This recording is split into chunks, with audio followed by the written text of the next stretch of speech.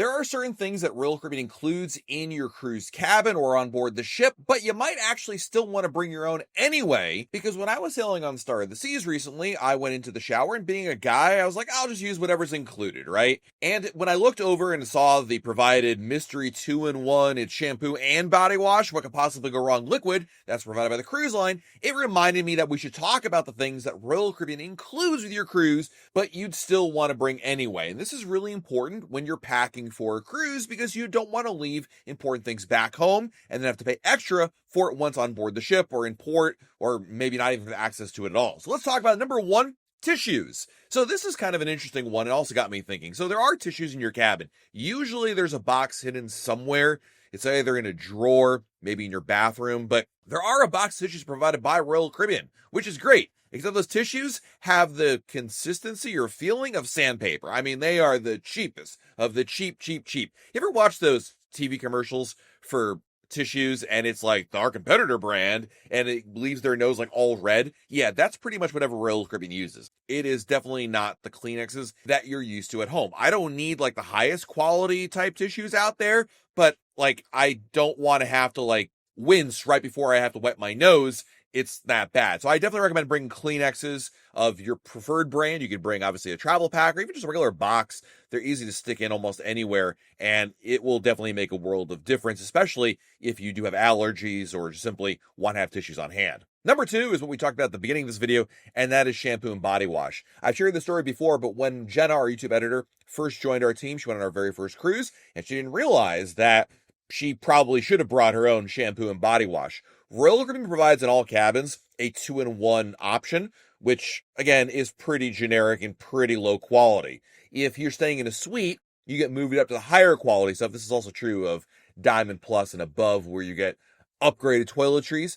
But even the upgraded stuff, while certainly better because the upgraded stuff has like a distinct shampoo, a distinct body wash, and a distinct conditioner, I'm not sure that it's the same quality that you're used to.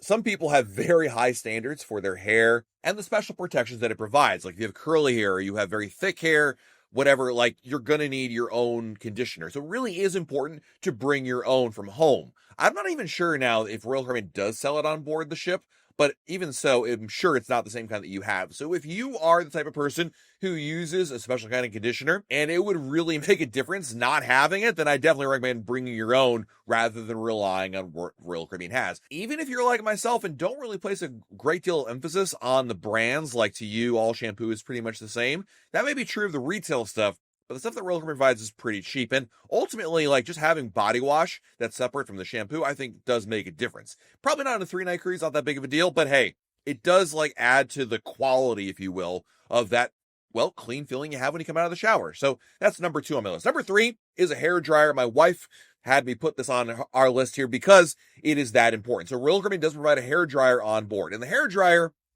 is fine if you have very light or fine hair and aren't doing that much hair drying, but in reality, it's pretty underpowered. Like I would definitely recommend anybody who's going on a cruise and wants to blow dry their hair and do it effectively or not take like 2 hours to do it, to bring your own hair dryer. I mean, similar to the body wash tip I just shared, if your hair has specific needs and you use one of those crazy, Dyson hair dryers or any of those kind of products that, it's really important to you, I think that's really worth bringing your own hair dryer for. Certainly, if you're not going to be able to subside on hair dryers that are provided in a hotel room, or you always travel with yours anyway, I definitely recommend bringing a hair dryer on board. And keep in mind, by the way, you are allowed to bring a hair dryer or even a hair straightener on board. You can't bring an iron, like for clothing, but a hair straightener or hair iron or a hair dryer, those are allowed by Royal Caribbean brought on board, so no problems there. Next up, let's talk outlets, because there are power outlets on board your cruise ship, and there are power outlets in your room for you to use. The thing is, there may not be nearly enough outlets as you would like.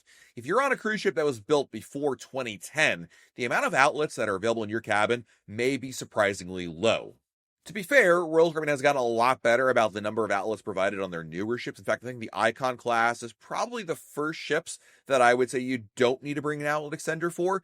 But to be on the safe side, I really do think it makes sense to pack an outlet extender. Now, you want to make sure it's a safe one that Royal Caribbean approves. They've changed the rules about this recently. Essentially, what Royal Caribbean's rules say is you can bring a power outlet extender as long as it only has one AC outlet, but as many USB outlets as you would need. And in today's world, it's really USB outlets that are provided. So it doesn't matter how many USB outlets there are. It doesn't matter if it's corded or if it plugs directly into the wall. The thing is, it cannot have more than one AC outlet. Now, I'm going to place in the description below a link to the outlet extender that will work with Royal Caribbean and one that I use. I think works quite well. But I think it really is important to bring one or two, depending on how many people you've got and how many devices you have, just to make sure you're not constantly hot swapping devices in there. To be clear, there's nothing wrong or an issue with, obviously just sharing the outlets that are in your cabin. But when you're on an older ship that literally only has 2 power outlets, and you've got your phone, you've got your laptop, you've got your smartwatch, you've got whatever your other electronic devices you want to keep charged, it just becomes this game, especially like when you're charging your phone and then your wife wants to use the hairdryer that you brought on board. Then it becomes this competition of who gets to use the outlet when. And this is a really easily solvable problem. And of course, your outlet extenders will work like forever, and not only on cruise ships, but at home and when you're traveling on land. So they're really useful. And I think it really does make sense to get a good outlet extender so you can use it on your cruises. Again, maybe the Icon class, you could skip it on, but inevitably, the more you cruise, the more you're probably going to need one. Next up is something that one of our readers suggested, and it's actually a really good idea. Of course, when you're in your cabin, there will be plenty of pillows on your bed.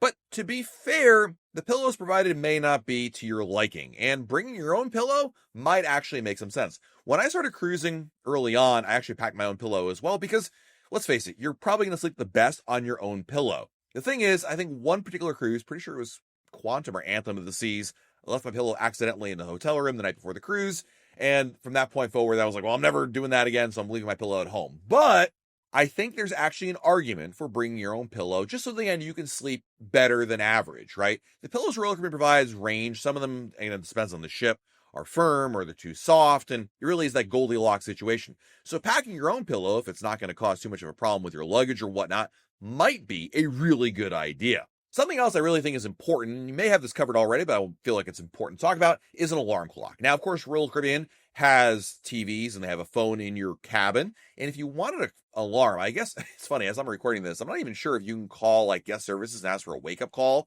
I feel like I haven't asked for a wake-up call in probably 20 years, thanks to, iPhones and whatnot. But an alarm clock is important to have. So, number one, if your phone, of course, has one, I'm sure, an alarm feature on there, that's number one. If you have a watch, great. You could also go actually for an alarm clock light. This is a USB powered device that basically, this is great for inside rooms, it illuminates the cabin depending on what time it is. So basically at 6:30, 7 o'clock in the morning when the sun is rising, then this alarm clock starts to slowly, glow and become more illuminated, kind of creating, if you will, a sunrise sensation. So that way when you're sleeping, and you're kind of awake or half awake, you can kind of figure out, oh, it must be, there's light out, it must be morning already, rather than, oh, it's 3 o'clock in the morning. Once again, I'll have a link in the description below for a really good one to use, but having an alarm clock is going to be really critical. I mean, maybe there are some folks out there who can simply wake themselves up or sleep to whenever, you don't have much of a schedule, but I really do think you need to have one. And I guess Royal Caribbean doesn't really provide an alarm clock other than maybe the wake-up call function that guest services theoretically provides, but definitely bring your own alarm clock. Also, on Royal Caribbean cruise ships, there's free water all around the ship, but bringing your own water is actually one thing that a lot of people tend to bring on board for a lot of reasons. First of all, bringing your own bottled water is allowed. You may bring up to 12 bottles, cans, whatever, of bottled water on embarkation day on board the ship, so don't have to worry about that. Second of all, the reason to have bottled water is for the convenience and taste factor. Number one, while there's nothing wrong with the tap water provided by Royal Caribbean or the complimentary water you'll find at different restaurants and whatnot, having your own has perhaps a taste advantage to it. Perhaps you want to bring also one of those flavor packets you could use to, give it some flavor. Granted, you could do that with Royal Caribbean's free water as well. But the other thing is also what do we want to call it? The consistency, the taste of the water is different from bottled water versus, of course, the highly sanitized water available on board the ship. And lastly, while we're talking about things to bring on board the ship that you consume, well, snacks is something else to consider. And this one, until I had kids, I really never understood, but now that I have them, I totally get this one. So, of course, there are plenty of snacks and food available on your Royal Caribbean cruise, but bring your own snacks, prepackaged ones that is, are totally fine. And it's actually a really good idea. Having snacks in your cabin just for noshing on when you need a late night snack, mid-afternoon break or whatever. I'm talking pretzels, goldfish crackers, or whatever other things you kind of just munch on during the course of your day is really helpful. While there is a lot of food on board, snacks like that, especially snacks that can stay in your cabin without going bad, are really important because, of course, you go to the Windjammer, most of the food there is very much perishable. So it's good for, like, then and maybe an hour or 2 or 3 later. But, like, again, it's not the same thing as having potato chips or pretzels or things that you can kind of, will stay for the duration of your cruise, be able to consume at any given time. So I really do think it's important to bring your own snacks on board. Keep in mind, it does need to be pre-packaged food, so any leftovers or whatever your mom made for you before your cruise began, you can't bring that on there, but as long as it's pre-packaged, you're good to go. So there you have my list of 8 things that Royal Caribbean provides, but I still think you should bring your own anyway. I really do think it'll make a difference for your cruise. But I know what you're thinking, Matt, what else does Royal Caribbean provide? Well, in our next video, I've got to look at everything that's included in your cruise ticket price, so that way you know what to bring and what not to bring on board.